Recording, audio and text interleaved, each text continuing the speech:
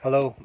Just the morning after the day and night before, really, of Last Man Standing, and definitely a bit tired. Wasn't home till about half two last night, and then as usual, you get up about half seven, and you're like, "What the hell am I doing?" But that's not the point of this, really. Did the Energy a 12-hour run in June, I think it was, and really wanted 50 miles, but it became very, very difficult because I definitely had sunstroke. I was hallucinating. I was all over the shop, and I got 49 miles. And people can say well done, but me, you're more of a rounder upper. And you're like, 50 miles. I wanted 50 miles. Being that that day in June was so hot, I did have sunstroke. There's parts of that run I don't remember. That is absolutely true. I was just dilly dallying around it.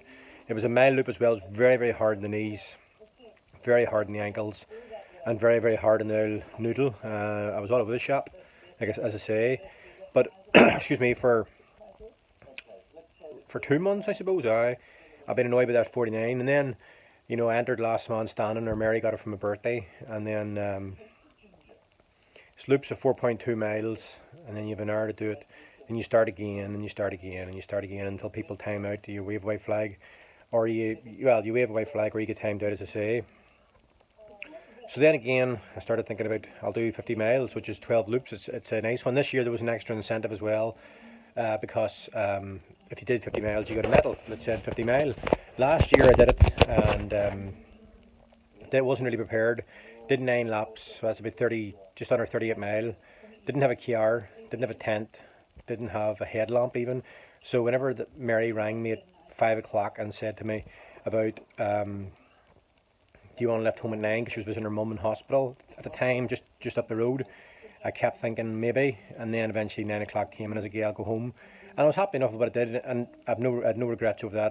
That's a whole year ago now. It never really bothered me. I did 9 laps. It was what I could do at the time. So yesterday, people tend to start off quite slow. The guys that win it, well, there's only one guy will win it, one girl will win it, her category. The guys that win it start off slow. They do a lot of walking when they can, up hills and so forth. Because an hour is generous enough time. It is a very hilly route.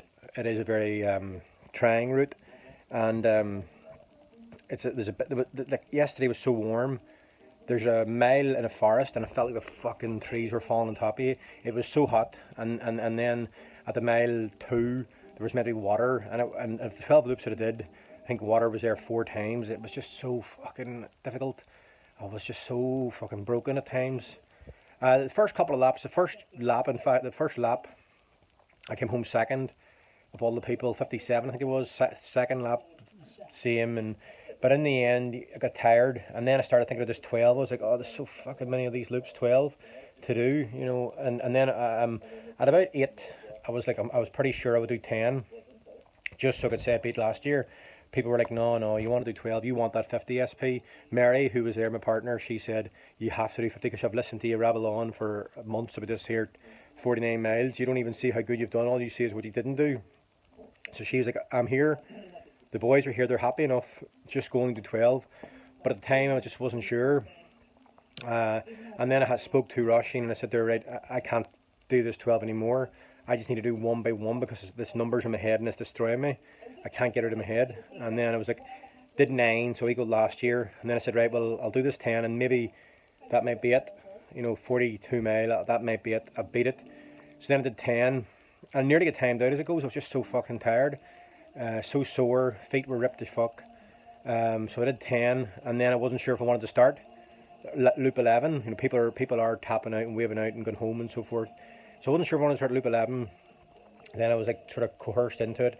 So I said to myself, right, what I'll do is I'll try loop 11, and if I get timed out, so if an hour passes, then so be it. If your head torch on, your view is pretty scattered anyway, and my headlamp was starting to fade in quality. And then so I did that there, and then I finished it in 57 minutes, and I really was buoyed, I think, by that. I was like, right, one more loop to go, and I said to Mary and the boys, I said, we're going home soon, and they were all excited. And Reardon said to me, Daddy, win. And I guess he doesn't understand the rules of it, but I decided, yep. And that was actually one of my fastest runs, that loop, because I knew it was over. You couldn't talk me into doing 13 if you give me £1,000. 12 was back in my head, and it was very welcome. And I did the 12, so I did 50 mile and 50.4 mile, I think, if I'm being accurate. And I'm very proud. And you get a medal and join a 50 mile club. And I never ran 50 mile before in sort of one go, so to speak. So I am very, very proud of it.